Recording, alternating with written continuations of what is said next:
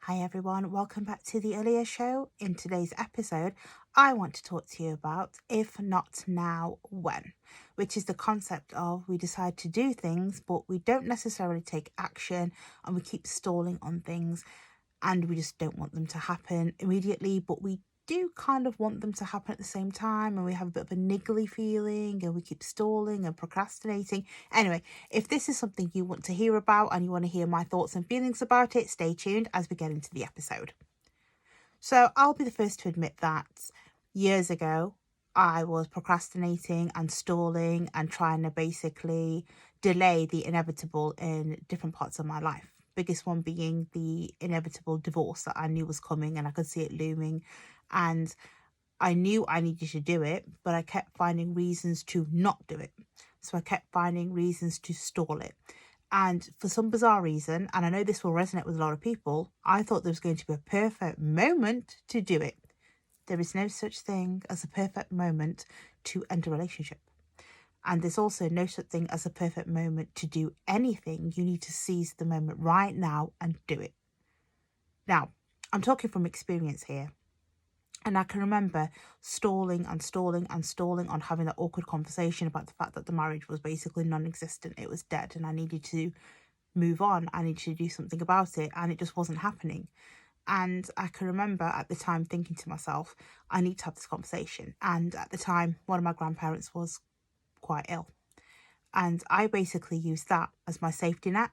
And I kept thinking to myself, right, once my grandparents feeling better, I'll just, I'll bring it up then and it'll be easier. Right now I've got this to deal with, that to deal with, etc., etc., etc. And I was also aware of the fact that my now ex-in-laws did not actually like my family at all. So it felt like an awkward situation to be in because I was pretty much not really in that much contact with my grandparent, but I knew my grandparent was ill and it was killing me on the inside slowly. And I waited for that moment to come where I would say that the marriage was over and I needed to get out. I needed out. I needed to get out. And I kept stalling, like I said, stalled it and stalled it and stalled it and kept waiting for that miracle moment to happen, which would, make it easier for me to say, hey, this marriage isn't working, let's go our separate ways. And he'd be like, yeah, go, of course, yeah, it isn't working, no hard feelings, let's move on. It didn't happen. And the day that I actually had my Islamic divorce, and the Islamic divorce system is slightly different to other systems across the world, and it can verbally be done, and it can also be done via written as well.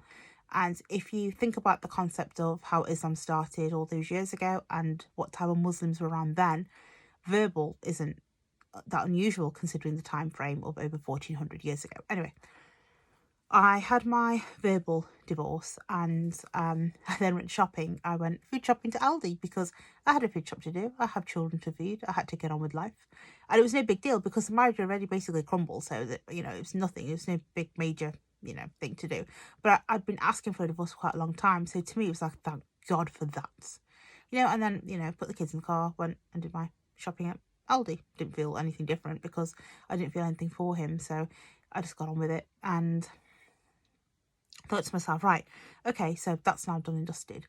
And, now my grandparents going to get better. And then, I'll see the family. And when I see the family, I'll gently, let them know what's happened because I didn't really want people knowing my business. And I'm not one to like text people with this type of business either. And I can remember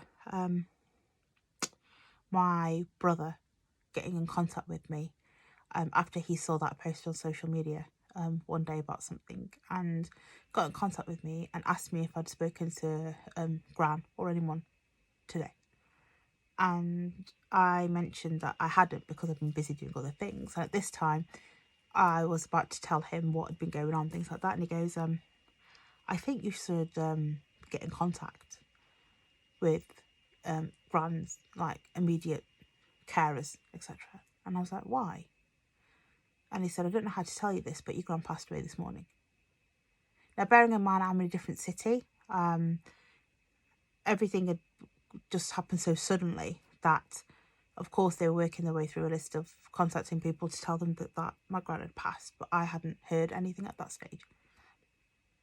So a part of me knew it was true and it wasn't going to be a lie, but I then phoned and it got confirmed. And I thought to myself, I was stalling this whole ending this relationship, even though I knew for so many months, literally years, as basically, let's be honest, from day one, I knew this was going to be a divorce situation. I kept stalling and I kept stalling and I kept stalling. And my stalling of the situation cost me pretty much precious moments that I could have had with certain people that I won't be able to have now because they're not here. And I can remember going to the funeral and feeling this heaviness because a part of me wanted to basically say that, hey, this has happened, I'm recovering. But then at the same time, it was unsuitable because here were my family going through a lot of pain. And in a way, I was mourning the loss of the hierarchy within the network. And at the same time, I was mourning the loss of a decade of my life because I'll be honest, I didn't really have any feelings for him. So that wasn't really anything that I felt any, pain or remorse over. But I did feel this niggling feeling inside of me, which was like, crap, I gave this person like a decade and what did I get for it? I just got bad mouthed, I got bullied and the rest of it, and it left me feeling like nothing.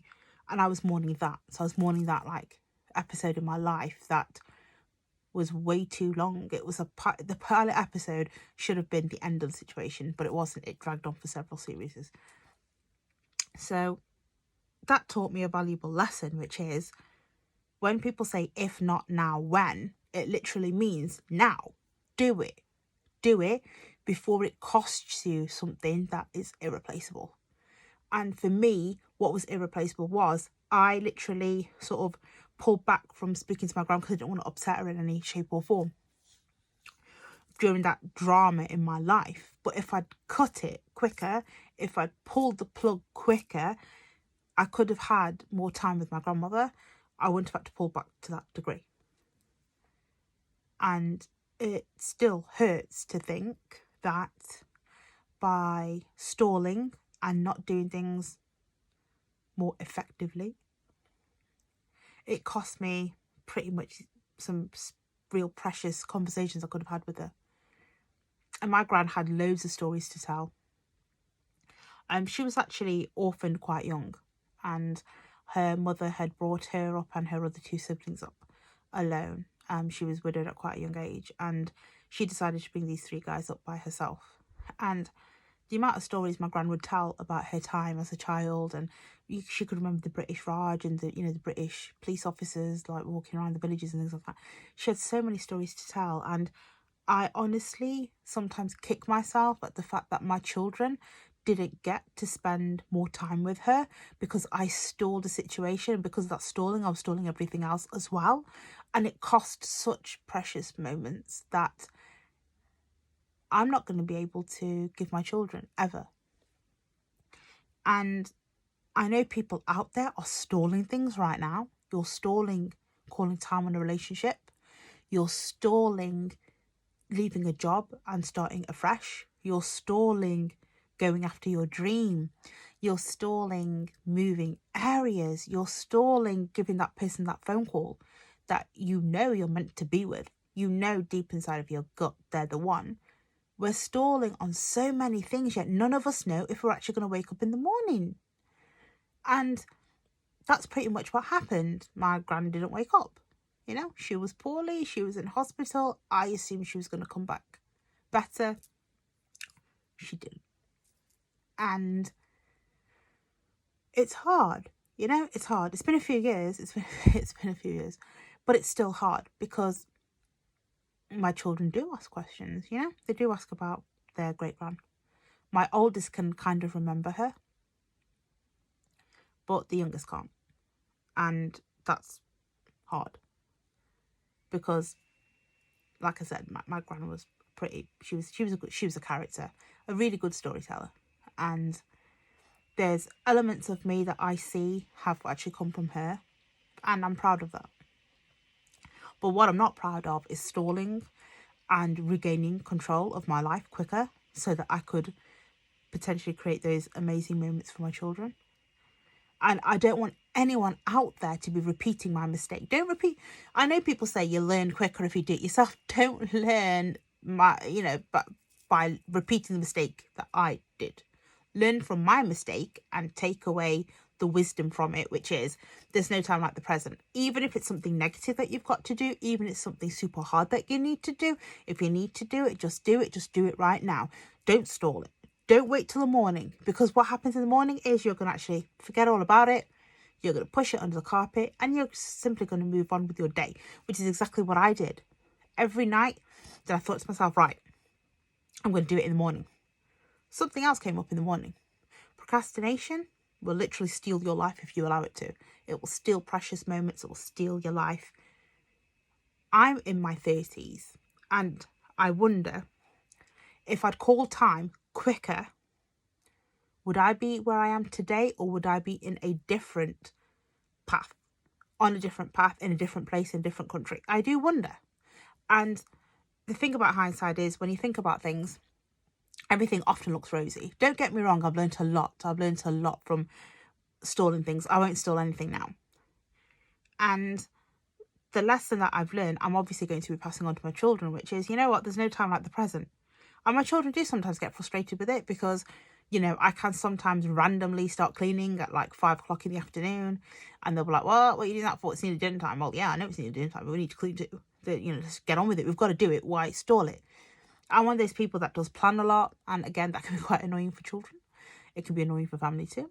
I do like to do things properly. And one thing that I know now is that life is so short. Yeah, they tell you you're going to be around for 70 to 80 years.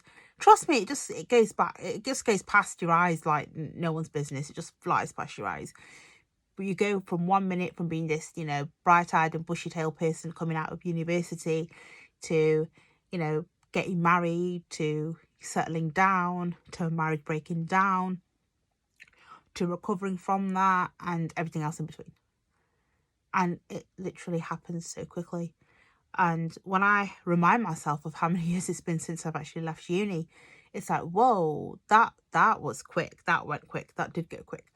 I still don't feel like I've aged any more than I did from that day when I left campus. But I know life has moved on. I've experienced a lot. But the speed it's going at is rocket speed. It's almost like I can remember it being Ramadan 2014, like yesterday. But it wasn't yesterday, because the Ramadan that we've just, bid farewell to was 2021. So, it just goes past so quickly. And as humans, I guess we're quite ungrateful that we've been given this blessing of life. And of course, there is people out there that are always expressing gratitude for every blessing they have. Waking up in the morning is a blessing. Like I said, we don't know if we're actually going to get up in the morning. But there is people out there that will express gratitude for it. And I have become one of those people, because I understand now more than ever how important it is to be in a state of gratitude, because there's no time like the present to express your feelings. There's no time like the present to change the course of your life. There's no time like the present to go after what it is that you actually want to do or want to achieve in life. And there's no time like the present to tell somebody that you love them. And I wasn't able to tell my gran for the final time that I loved her. And, it's hard. You right now might be listening to this and thinking, yeah, I'll get up in the morning and I'll text so-and-so. You might wake up in the morning, but what if the other person doesn't wake up in the morning? Or what if you wake up in the morning and overnight that person has decided that they're going to marry the person that's in their life at the moment? Maybe they've thought, you know what, you're not going back to them, so they're just going to get on with life and they're going to marry them. Every second counts. Every second counts. Trust me when I say every second counts. Don't waste it. Don't stall. Seriously, do not stall. There is no time like the present. You want to take up a new hobby? Go ahead. You want to start getting fitter? Go ahead. You want to join the gym? Do it. You want to start looking for a new job, retrain? Okay, Start looking at it. Don't stall it. Don't just think about it. Don't keep it up there. Take action, because until you take action, it won't align with what's up there and it won't come into your life. It won't manifest. You need to actually do the actual actions to bring it in, to make it happen. And that won't happen unless you actually physically do something about it. So if you're thinking to yourself right now, right, my relationship's over, I need to start afresh. You need to take action on that. Okay, maybe you're with somebody that doesn't necessarily understand the word over. Then you have to stand there and reinforce yourself and reinforce that message, because seriously, it will cost you precious moments that you're not even aware of. Don't stall. Don't stall. Use the moment right now. If not now, when? You're never going to have the perfect moment to end a relationship. There's never going to be a perfect moment in your life where you're completely debt-free and you've got loads of energy and you can take on a new hobby or a new career. Life is full of obstacles. How we get around them is more important. And that's what you need to learn to do. But the one thing that I can honestly tell you right now is life is too short to be on the whole idea of I'll do it tomorrow, because tomorrow never comes. Tomorrow becomes today. Today becomes tomorrow. And it's a continuous cycle, and we don't take action and we don't do things, and it's just never ending. It's like the hamster wheel. We just never get off it. And we keep doing it and we keep doing it and we keep doing it. And before we know it, we're in our 70s. We're getting poorly, or we know the time's coming when, they're going to be cutting us off to the final resting place. And we start to reflect on things and think, did I actually achieve anything that I set out to achieve? Was I happy? Was I loved? Was I content? Did I give my best? I mean, if you're in a relationship that's lukewarm and you're not giving the best of you to that person, and they're certainly not giving you the best of them, and you're in this mediocre place, and you're thinking to yourself, right, I've been in it for 4 or 5 years. Yeah, I've got about, another 35, 40 to go. Really? Is your life really that cheap? It really, is it? Don't do it. Please don't do it. Don't play with your life. Don't play with that precious life that you've got. That's a gift. Stop stalling. Take action. Chase that dream. Go take up that new hobby. Tell that person that you love them, or whatever it is that, you're going through. If a relationship's over, call time on it. Move on. And live your best life and live to your standards. But don't take anything for granted. And try and express gratitude for what you do have. Even when the chips are down and things are going badly, there's still always something to be grateful for. Right now in my life, I'm grateful for the fact I don't have to worry about bombs going off over my head and my children being at risk. Because right now the world is such a dark place, and it can get very scary, especially for children. And I'm so grateful that at least my children, when they go to bed at night, don't have to worry about what if they wake up in the morning and their mother's dead because of a bomb that's been dropped.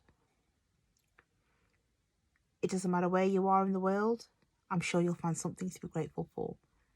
It doesn't matter where you are in the world, I know procrastination is real and it's a part of human nature.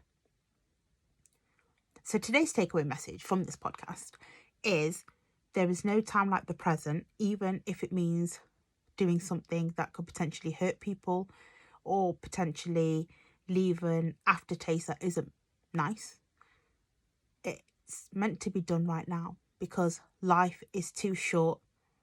Moments are made for living. You don't have to stay confined in a space that is no longer of purpose to you or fulfilling any of your needs. So that's your takeaway message for today. With that being said, I'm going to wrap up this episode. If you've enjoyed what you've heard, or if it's resonated rather, and you think there's somebody out there that needs to hear this, please do share the podcast with them, and also let them know my username on Instagram, which is Aliyah Dawood UK, and let them get on board, because the more people we can reach out with the message and more people that can actually listen to the podcast, the more transformations we can spark, the more people can become empowered, and the more people can potentially regain control over their lives, transform themselves, and live their best life to their best standards. Now, I'm going to let you guys go. Until the next episode, guys, stay safe, and I'll speak to you then. Bye.